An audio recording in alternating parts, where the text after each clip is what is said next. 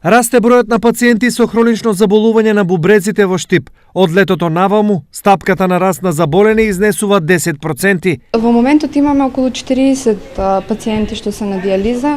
Бројот во последните 2 месеци се зголеми за 3 до 4 пациенти, мислам. Тие се од постарата популација. Најголема причина е дијабетот, па потоа хипертензијата, ненавременото откривање, ненавремено јавување на лекар.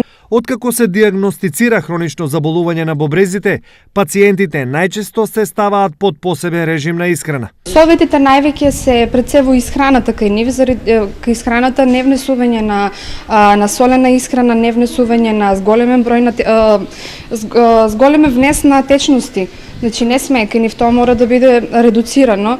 Не внесување на храна која што е богато со електролити кои што може да бидат штетни за нивниот организам, бидејќи не ги филтрира, нивните бубрези не ги филтрираат.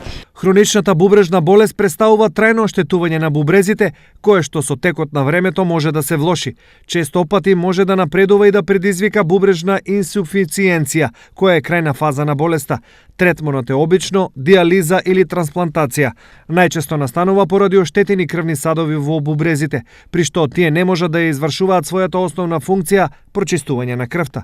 Проблемот во раното откривање е најчесто немањето очигледни симптоми. Првиот, вториот стадиум ретко не забележуваат, не се јавуваат на лекар. Највеќе кога случајно може да направи лабораториски анализи да видат деградациони продукти дека се зголемени уреа и креатинин, тогаш некои од специјалистите и интернисти ги препраќаат потоа на нефролози, па се водат прво во преддијализни амбуланти и потоа ако настане прогресијата на самата болест, тие се препраќаат веќе на дијализа ако се види дека има анемија. Превенцијата на болеста е многу едноставна. Намалената консумација на храна со сол и масти, повеќе движење, редовни лабораториски тестови и контрола на крвниот притисок може да ги спасат бубрезите.